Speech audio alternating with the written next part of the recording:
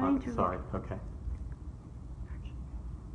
Hello, Facebook fans, and welcome to our first ever TOEFL live stream event. I'm Michael from ETS, and welcome to English Language Day. We're celebrating English Language Day here at ETS and with the TOEFL team, and we hope you will join us for the next few minutes in our live stream. So, English Language Day was created by the United Nations several years ago to celebrate the English language. And the day they chose for English Language Day was April 23rd, because that's the birthday of the famous playwright William Shakespeare, this guy. So, on the test itself, you're evaluated on your reading, listening, speaking, and writing skills. Today we're going to have some fun with English. We're going to make it a day where maybe you can do everything in English to celebrate the day. And we're going to work on your skills more broadly.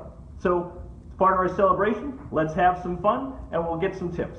So if you have any questions, you can write them in the comments right below this video, and our team will be answering them even after the live broadcast is done. So let's make our way over to our folks here who are going to help us with our tips. And first we have Caroline and Juliet, and they're going to talk about something we can do with friends to help you build your reading skills. Right, ladies? Yeah, definitely. So something fun you can do is have a book club with your friends.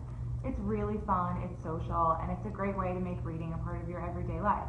So all you need to do is make a list of things you want to read. It can be books, magazines, newspaper articles, whatever you want, and then just schedule some time to get together regularly and talk about them. We try to do maybe like a book a month. Right, and at the book club, we discuss about the authors, the characters, the plot, and we also ask each other questions. And you can even get together more often to read through the magazines. And here's one hint. You can go to the bestseller list in your country for good books. We found a lot of favorites from there. Michael? All right. Yeah, so book clubs are great for anyone who loves to read. They build your skills, and they're the kind of thing that can make sure you read, because obviously you want to have read the books before you get to your next meeting with your group so you can talk about it with your friends. Great tip. And now we're going to go over to Alberto and Tyler, right? I see you have your earbuds in already. I think you guys are listening to some podcasts, right? So podcasts are one way to build your listening skills. Hey, Michael. So yeah, we love listening to podcasts. They're a great way to enhance your listening skills. I usually love to catch up on the news, so I listen to like NPR and CNN, BBC. But there's like a whole bunch of different ones you can find, different genres like mystery, comedy, fashion. And you can find them usually on the websites or on iTunes, right, Tyler? Yeah, and the best thing about podcasts is that you can take them anywhere, on your tablet, on your smartphone, and it's a great way to work through your listening skills. So you can pause, go back, work on words that you didn't quite understand the first time around, and it's a great way to learn and have fun. That's right.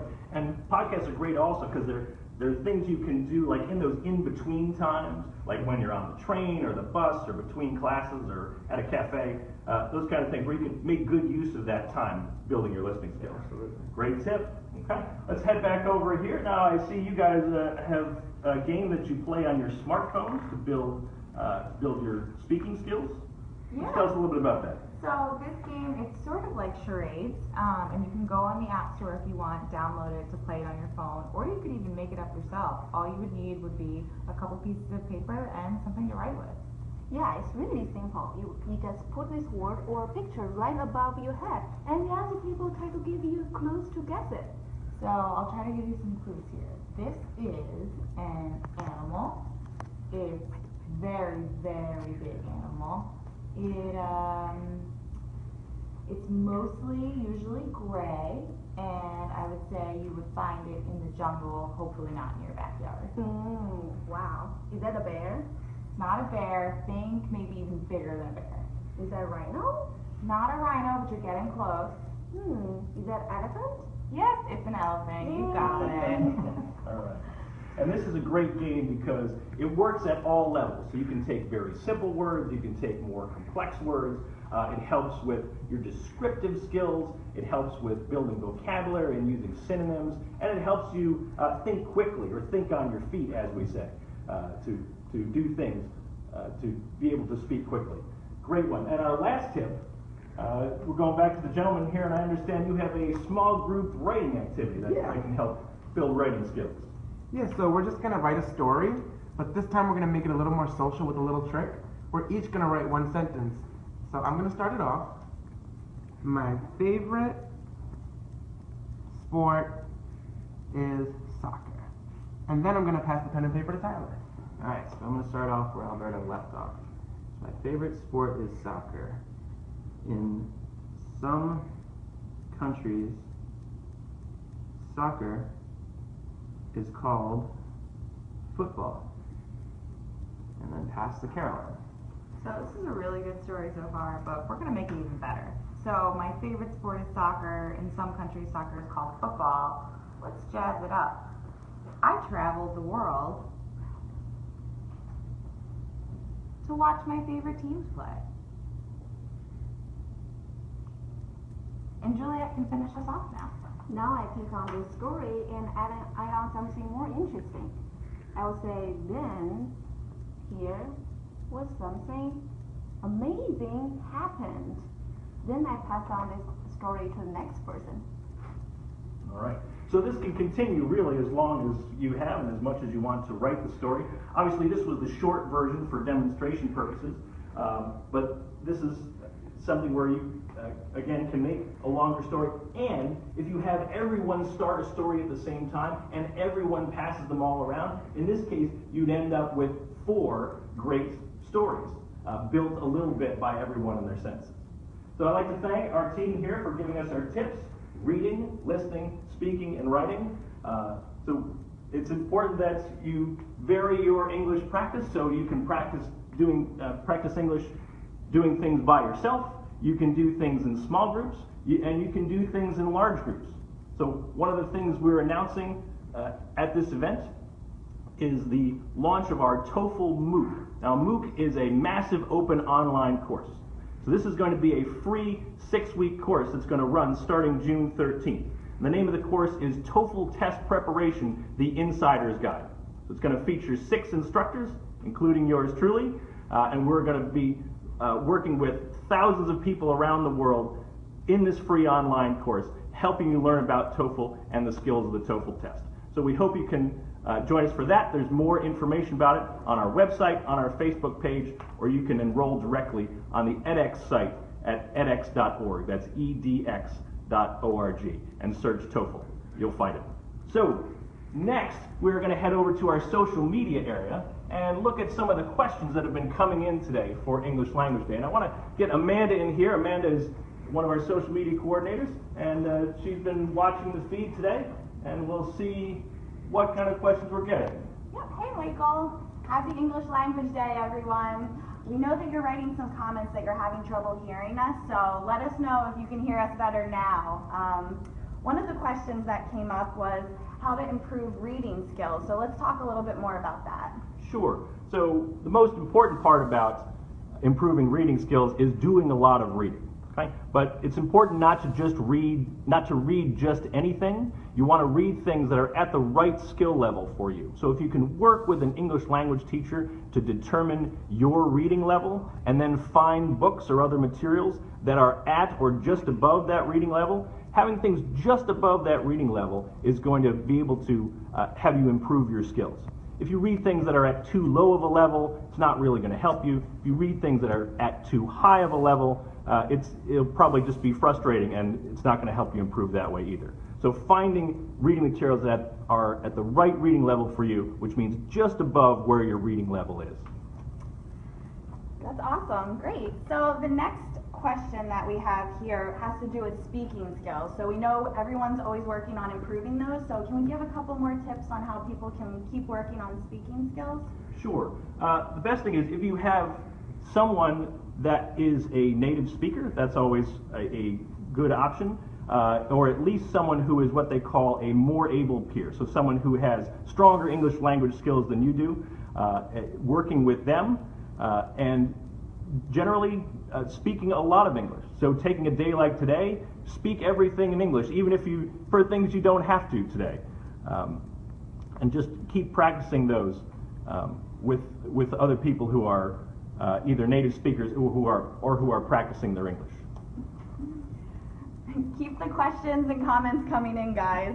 We love where you're all tuning in from. Mexico, Bulgaria, Indonesia. Hi, everyone. Next up, we have a question about how to improve vocabulary. So this kind of goes hand in hand with what we're talking about, but let's talk a little bit more specific about that. Sure.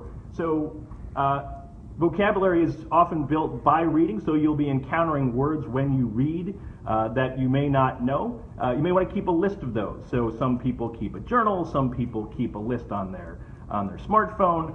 Some people make a word wall where you use little papers that you can stick to the wall. You can put them in categories to have similar words together. But really committing to learning a few words a day, and that's really what's going to build your vocabulary. Okay, learning those, and the last thing is to learn words that are similar. So words that have similar roots, maybe that have similar roots from the Latin or Greek roots that they're based on, can also be very helpful for you. Great. So next up is a question about listening. So it looks like we're going to cover all 4 sections of the TOEFL test today. So let's talk a little bit more about that. Sure.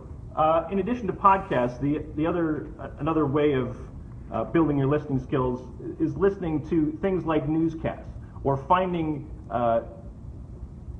videos or other newscasts that have the English captions. Okay? So that way you're both listening to the words and you're seeing them. So it helps you make those connections between what those words are. The other thing you want to practice when you're listening is practice kind of listening for a main idea. So being able to summarize what you've heard in just a sentence or two. Okay? And that's good if you have short newscasts or short podcasts.